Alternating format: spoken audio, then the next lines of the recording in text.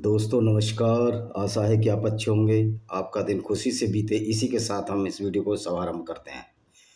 दोस्तों एक बात बहुत दिनों से मैं देख रहा हूँ। देखिए, मैं कोई बीजेपी का अंधभक्त भी नहीं हूँ और बीजेपी की जो नीतियाँ हैं उनका मैं विरोध भी करता हूँ। मैंने अभी एक आरटीआई मांगी है जिसमें मोदी सरकार ने बांग्लादेशी रोहिंग्याओं को 47 करोड़ रुपया दिया है, जो कॉक्स बाज़ार में बांग्लादेश में रह रहे हैं। तो उनके लिए मैंने आरटीआई मांगी है। यद्यपि किसी बंगाल के किसी व्यक्ति ने भी आरटीआई मांगी है, उस आरटीआई की कॉपी मेरे पास है, लेकिन फिर भी मैंने मांगी है। भाई अगर आप इस तरह की बातें करते हो, आप उन रोहिंग्या टेररिस्ट के लिए पैसा दे रहे हो जिन्होंने कि म्यांमार में जीना मुश्किल कर दिया, तो ऐसे लोगों के लिए मोदी जी के लिए भी मैं कोई अच्छे विचार नहीं रखूँगा। अगर वो इस तरह की डबल स्टैंडर्ड की बात करते हैं, यहाँ रोहिंग्याओं को भगाने की बात करते हैं, वहाँ रोहिंग्याओं के लिए इस्टेब्लिशमेंट के लिए पैसा देते हैं, ये अलग बात है। वो पैसा जब दिया था जब शेख हसीना की गवर्नमेंट थी। ये शेख हसीना के लिए पैसा हो सकता है, लेकिन रोहिंग्या मुसलमानों के लिए पैसा क्यों देना, जो हमारे देश में गदर फैला रहे, उपद्रव फैला रहे हैं। तो ये मैंने आपको कर दिया। और मैं बीजेपी का आज तक मेंबर भी नहीं हूँ, ना कभी बनने की कोई उम्मीद है, क्योंकि अगर हम किसी भी पार्टी के मेंबर बन जाते हैं तो गुलाम हो जाते हैं, और मुझे गुलामी बिल्कुल पसंद नहीं है। इसलिए मैं अपनी किताबें लिखता हूँ स्वतंत्र लेखक की तरह। सरकार में भी रहा, लॉस्ट पैराडाइज है, कश्मीर लिखी है, बहुत सारी किताबें मैंने लिखी हैं, ब्लेंडर ऑफ ब्लेस्फेमी लिखी है। तो अब मेरा ये है कि बीजेपी को कोसने वालों को मैंने देखा है कि 2014 से जब से बीजेपी सत्ता में आई है, ये हिंदू मुस्लिम बहुत हो रहा है। ये वो लोग कहते हैं जिनको इस्लाम की हिस्ट्री, इस्लाम के ज्ञान के बारे में जीरो नॉलेज है, यानी वो अज्ञानी है, उसी तरह अज्ञानी है जिस तरह कुरान का अल्लाह ज्ञानी है। जो कि कुरान का अल्लाह कहता है कि धरती स्थिर है, सूरज उसके चारों तरफ घूमता है। तो अल्लाह से भी बड़े अज्ञानी ये हैं जिनको ना कुरान की ABCD आती है, ना इस्लाम की ABCD आती है। और ये दोस्त सारा बीजेपी पे मर देते हैं कि बीजेपी ही दंगे करा रही है, बीजेपी हिंदू मुसलमान के दंगे करा रही है। याद करो कि जब इस्लाम का उद्घाटन हुआ, मोहम्मद ने इस्लाम को जब 40 साल की उम्र में चलाया, तो ये वही इस्लाम था जो नफ़रत फैलाने लगा। ये वही मोहम्मद था जब तक मुसलमान नहीं था। इसने 40 साल की ज़िंदगी बड़ी शांति से व्यतीत कर ली, लेकिन जब इनका दिमाग घूम गया, सनक आ गई कि मुझे भी पैगंबर बनना है। वो इसलिए सनक आई कि मोहम्मद बचपन में जब ईसाई और यहूदियों के मेले में जाता था, तो उस तरह का उसमें दिमाग आया कि मैं भी पैगंबर बनूं जिस तरह के और जो दूसरे लोग पैगंबर बन रहे हैं। और आखिर में ये व्यक्ति अपने आप को सेल्फ डिक्लेयर्ड पैगंबर घोषित कर दिया।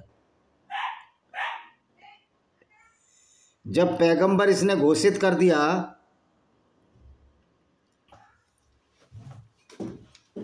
अरे इस कमरे को तो खोल दो, मेरे में आ जाए कम से कम। जब पैगंबर घोषित कर दिया तो उसके बाद चूंकि मोहम्मद की लोग बुराई करते थे कि मोहम्मद जो आइडियोलॉजी लाया है जिसको इस्लाम कहते हैं, वो कोई अच्छी आइडियोलॉजी नहीं है, क्योंकि मोहम्मद जो बातें बताता था उसमें झूठ होता था, उसमें अज्ञानता की बातें होती थी और मूर्खता की बातें होती थी। जो कि अल्लाह के नाम पर इन्होंने जो कुरान में जो जिब्रील फरिश्ता के नाम से जो आयतें उतारी, तो भाई ये मोहम्मद ही अल्लाह है, अल्लाह ही मोहम्मद है, गंगाधर ही शक्तिमान है और शक्तिमान ही गंगाधर है, ये वाली बात थी। तो मोहम्मद ने सारी वो चीज़ें जो उसके अंदर फ्रस्ट्रेशन था, क्योंकि मक्का में बहुदेववादी थे जो मूर्तियों की पूजा करते थे। इनके 3 प्रमुख देवियाँ थीं। अल्लात, अल का मतलब दी होता है, जैसे हम लगाते हैं ना दी गॉडेस, द दुर्गा या दी, तो अल का मतलब अरबी में दी होता है। इसको दी समझ लीजिए, एक तरह का ये तत्सम है। तो अल्लात, अल-उज़्ज़ा और मनात 3 तरह की देवियाँ थीं, उनकी मूर्ति पूजा होती थी। जो मक्का था, जो आज काबा है, जहाँ ये मुसलमान तवाफ़ करने जाते हैं, तवाफ़ का मतलब हज दौरा, उसके चारों तरफ पत्थर के चारों तरफ घूमते हैं। तो इन देवी देवताओं को गाली देने लगा, क्योंकि यहूदी इनका विरोध करते थे कि झूठ बोल रहा है। और उसके दिमाग में जो कुंठा थी, जो मोहम्मद के दिमाग की जो कुंठा थी, वो बाहर आने लगी। तो इसने तो कह दिया कि सारी मूर्तियों को तोड़ दो। और मोहम्मद ने जब 630 में मक्का पर विजय प्राप्त की तो सारी मूर्तियों को तोड़ दिया। तो ये इसकी कुंठा थी, फ्रस्ट्रेशन था मोहम्मद का जो उसके दिमाग से बाहर निकला। पूरी ज़िंदगी इसी फ्रस्ट्रेशन में वो जीता रहा और ऐसी ऐसी आयतें लाता रहा जो झगड़ालू आयतें थीं, झगड़ा कराती थीं। अब जब मोहम्मद ने इस्लाम का प्रचार किया तो सबसे पहले जब ये मदीना पहुंचा तो इसने अपने साथियों का एक गिरोह बनाया, गिरोहबंदी करके काफिलों को लूटना शुरू किया। और जो लोग ये कहते हैं कि मोहम्मद मुआहिदा यानी कि अग्रीमेंट करता था, जो अग्रीमेंट को जो तोड़ देते थे उनको कत्ल करता था। मोहम्मद के एग्रीमेंट का कोई महत्व और वैल्यू ही नहीं रह जाती जब कुरान की वो आयतें कहती हैं कि जो गैर मुस्लिम है उनको जीने का अधिकार ही नहीं है। जब जीने का अधिकार ही नहीं है तो फिर उस समझौते का क्या महत्व रह जाता है।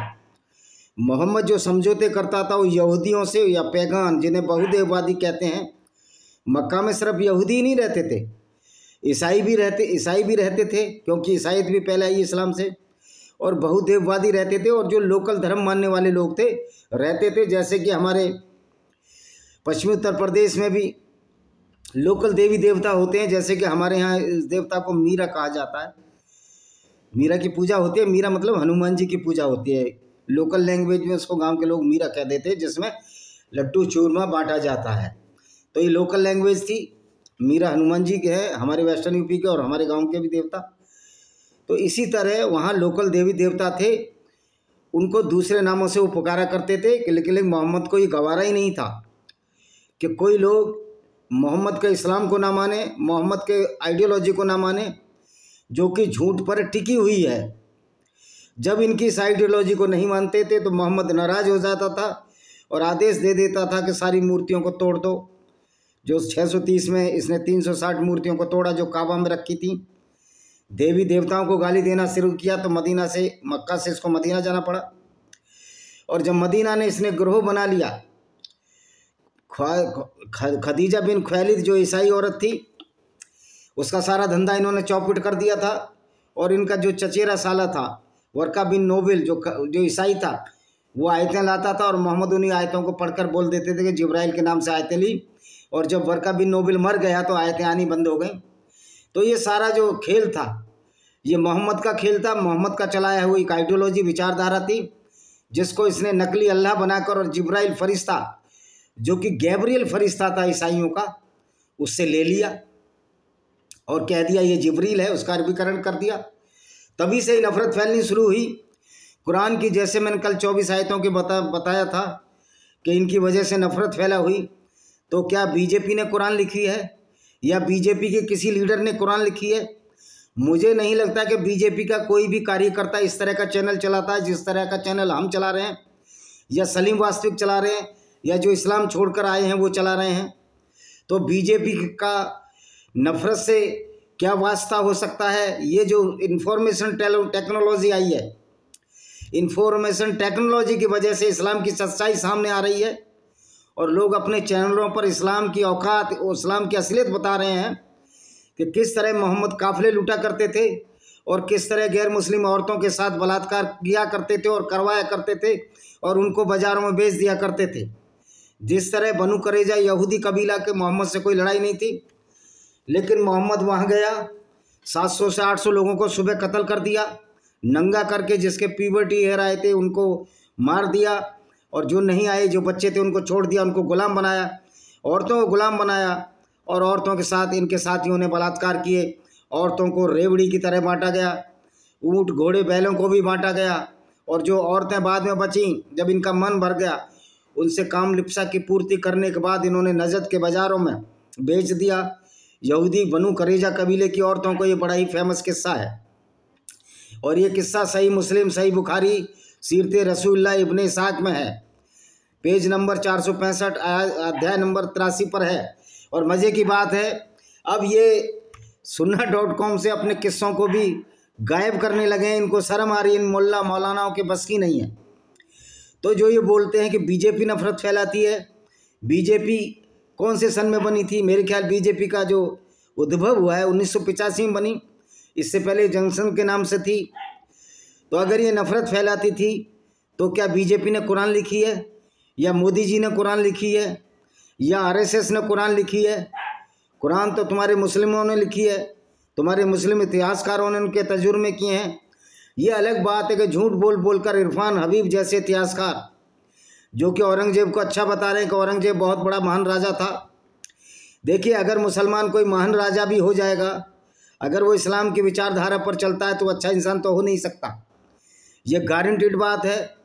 अगर वो महान था तो उसने मंदिर क्यों तोड़े, और मंदिर तोड़कर उसकी जगह मस्जिद क्यों बनवाई, और उन मंदिरों के मूर्तियों के टुकड़े कसाईयों को क्यों बांट दिया आगरा में, ताकि वे मूर्तियाँ बाटों के रूप में मांस तोल सकें। किस तरह उसने मूर्तियों को आगरा के किले के नीचे दफन किया। अगर वो एक महान सम्राट था तो ये महान गुण होते हैं। अगर ये महान सम्राट है फिर दाऊद इब्राहिम भी महान है, फिर उसके काम तो मोहम्मद से अच्छे ही हैं, खराब नहीं है।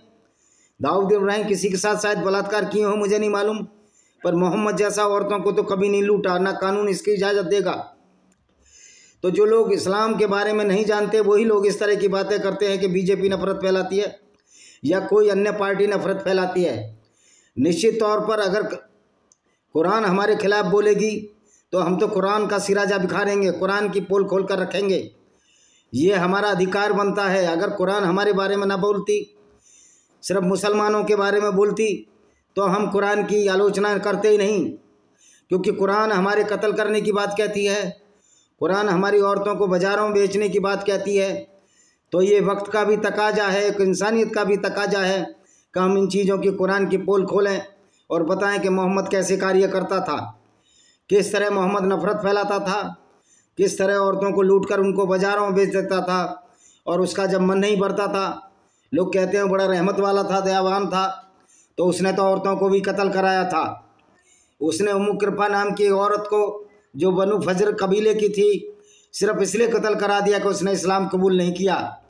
उसको इसने ऊँटों से बंधवाया, 2 ऊँटों से बंधवाया, दोनों पैर अलग अलग ऊँटों के साथ, और बीच में से चिरवा दिया और उसका सर काट कर मोहम्मद के साथ ही मोहम्मद को पेश कर दिया। तो ये गाजी की उपाधि जो हिंदुओं को कत्ल करके, इब्राहिम लोदी से जब लड़ाई हुई, बाबर ने 1,000 हिंदू या 10,000 हिंदुओं को कत्ल करके उसके ढेर पर बैठकर गाजी की उपाधि ली।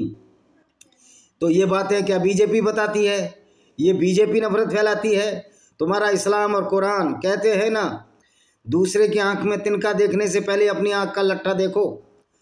ये ईसाइयों में बाइबल में लिखा हुआ, मैंने खुद बाइबल पढ़ी है, क्योंकि बाइबल में भी इसी तरह की नफरत है। अगर जो ईसाई नहीं है वो स्वर्ग नहीं जाएगा, लेकिन इस इस्लाम ने तो इंसानियत की जड़ें काट दी हैं।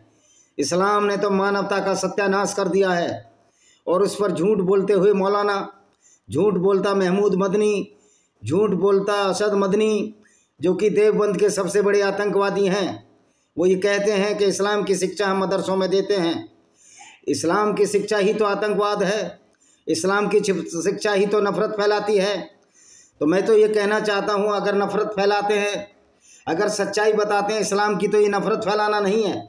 और हम इस्लाम की सच्चाई बताते रहेंगे कि किस तरह मोहम्मद की वजह से जब वो 40 साल का था तो कोई नुकसान नहीं हुआ, और जैसे इस्लाम उसने चलाया तो एक वैसी दरिंदा हो गया।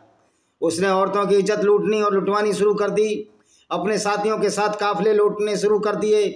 कोई भी लड़ाई मोहम्मद ने जो लड़ी वो सिर्फ औरतों, धन और माल असबाब के लिए लड़ी। और मज़े की बात है, उस माल असबाब को भी अल्लाह के नाम से ये कहकर कि इसमें 20% हिस्सा अल्लाह और उसके रसूल का है, क्योंकि अल्लाह नाम की कोई चीज़ तो दुनिया में है ही नहीं, वो 20% हिस्सा खुद रख लिया करता था। ये आयत भी जब आई, जब मोहम्मद से लोग कहते थे लड़ाई झगड़ा हम करते हैं और तुम मोहम्मद हो जो इस नाम से हम सारा हिस्सा रख लेते, तो इसने एक आयत उतार दी कि 20% हिस्सा मेरा होगा। तो देखिए किस तरह लालच और काम वासना की पूर्ति के लिए मोहम्मद जिन ने जो आइडियोलॉजी चलाई उसमें नफ़रत भी कूट कूट कर भरी हुई थी, क्योंकि अपनी औरतों से काम वासना की पूर्ति ना होने पर, क्योंकि 4-4 रख लेते थे तो इन पर औरतों का टोटा पड़ जाता था, औरतों की कमी हो जाती थी। जब 1-1, 4-4 मुस्लिम औरतें रखेगा तो इसलिए ये दूसरों की औरतों को लूटने के लिए जायज़ बना दिया गया। इसलिए हिंदू, यहूदी और जोरेस्ट्रियंस और यजीदी औरतों के साथ बलात्कार होने शुरू हो गए। उस पर भी तुर्रा ये कि इस्लाम ने एक और नई चीज़ दे दी कि जो गैर मुस्लिम औरतों को लूटोगे, उनको सेक्स स्लेव यौन दासी बनाओगे, तो उनके साथ जो इंटरकोर्स करोगे उसमें उनकी इजाज़त की ज़रूरत नहीं है। यानी कि जो कोई वैश्या होती है उससे भी इजाज़त देने की ज़रूरत है। और इस्लाम ने गैर मुस्लिम औरतों का वस्यों से भी निचला दर्जा कह दिया। जो ये लोग कहते हैं कि गुलामों की प्रथा को मोहम्मद ने ख़त्म किया, मैं ये पूछना चाहता हूँ कौन सी प्रथा को ख़त्म किया? मोहम्मद ने सिर्फ उन गुलामों को छोड़ा जो अपने बदले कुछ मूल्य दे देते थे, यानी मेहनत मजदूरी करके उस गुलामी का मूल्य चुकाते थे, और वो औरतें जब बूढ़ी हो जाती थी उनको मुक्त कर दिया जाता था। और यहीं पर एक विसंगति है, जब मोहम्मद कहता था जिस बच्चे के पैदा हो जाए उससे निकाह कर लेना चाहिए, लेकिन मोहम्मद ने तो मारिया अल-किबतिया से, जो एक क्रिश्चियन औरत थी, जो कि उसकी छोटी बहन सिरीन के साथ अलेक्जेंडर के गवर्नर अल-मकूकस द्वारा इनको गिफ्ट में की गई थी, तो ये साबित होता है ये मोहम्मद लड़कियां भी गिफ्ट में लेता था। और इसके साथ उन मोहम्मद ने अवैध संबंध भी बनाए, और उससे जब बच्चा पैदा हो गया इब्राहिम, उससे इसने शादी नहीं की।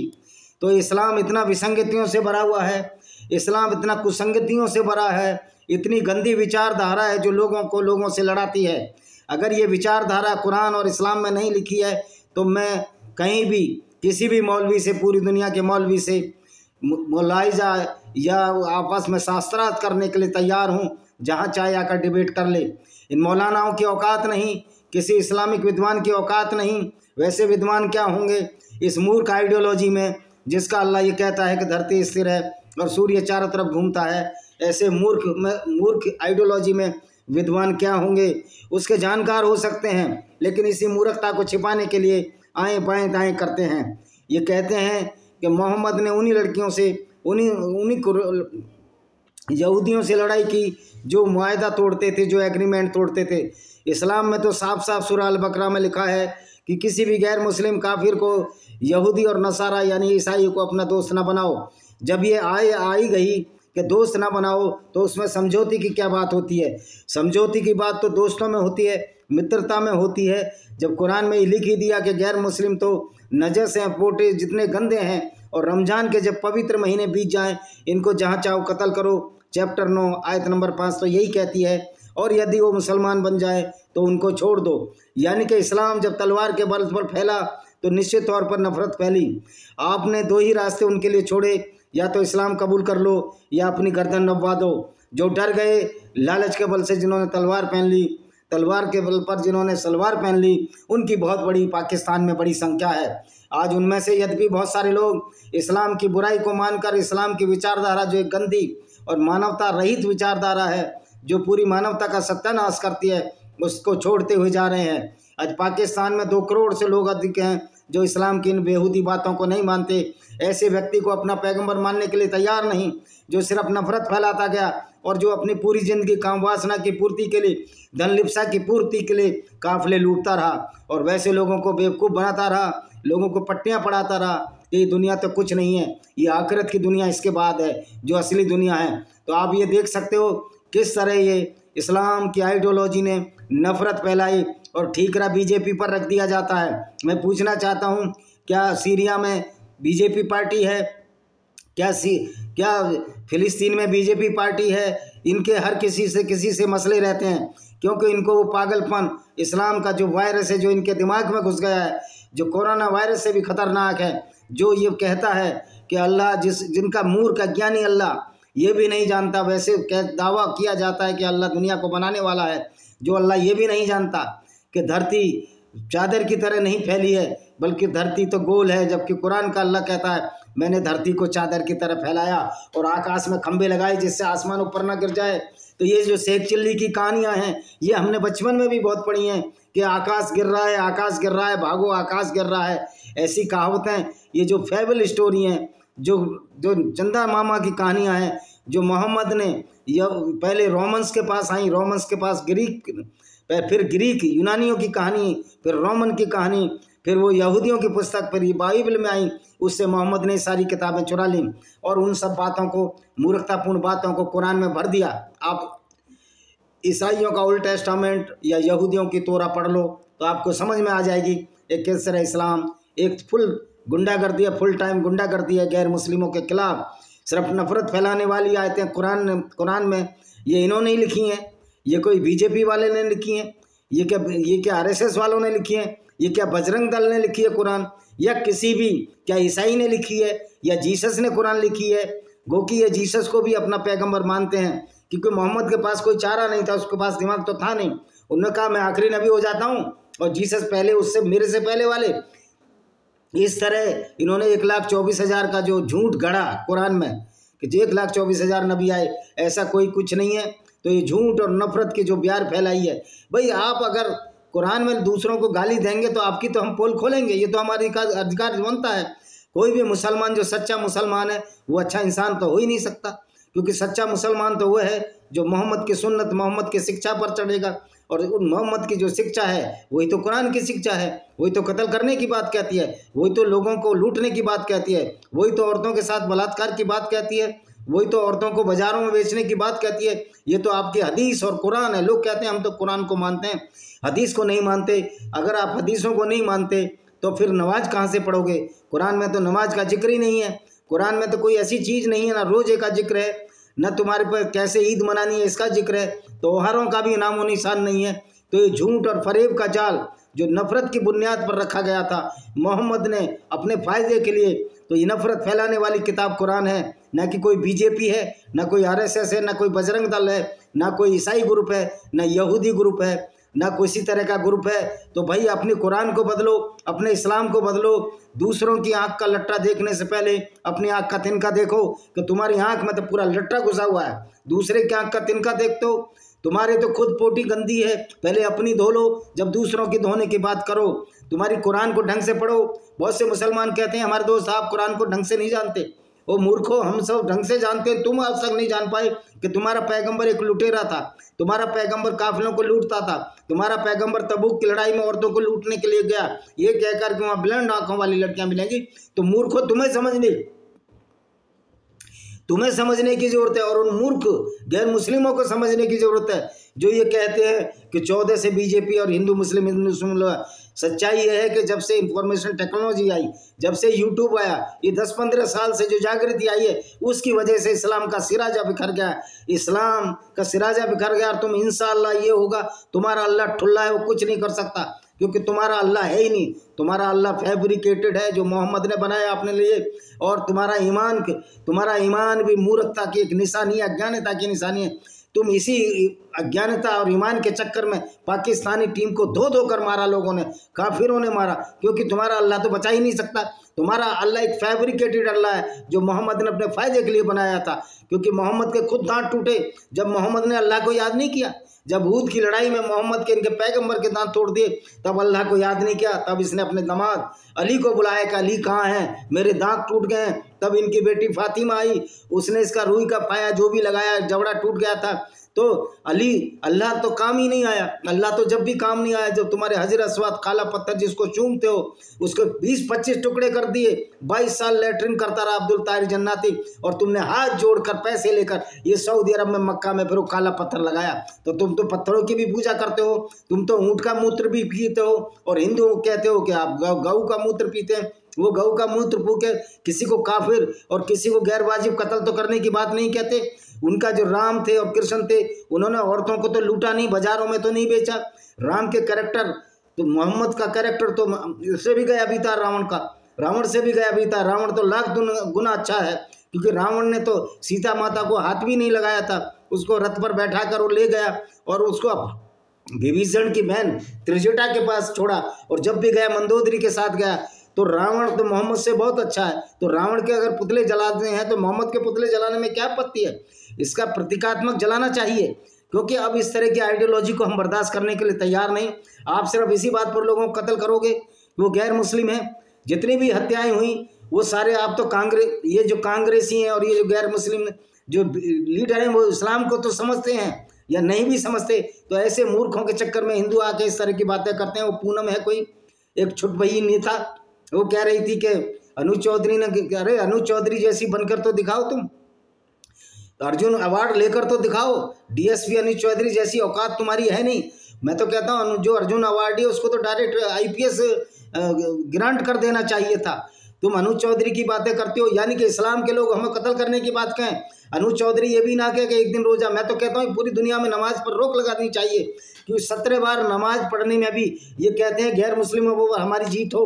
वही गुंडागर्दी नमाज में करते हो, वही गुंडागर्दी रोजे के बाद जब रमजान के महीने पवित्र बीत जाए तो लोगों को कत्ल करने की बात कहते हो। ये है तुम्हारा इस्लाम का असली रूप जो आज हमने खोल कर रख दिया है।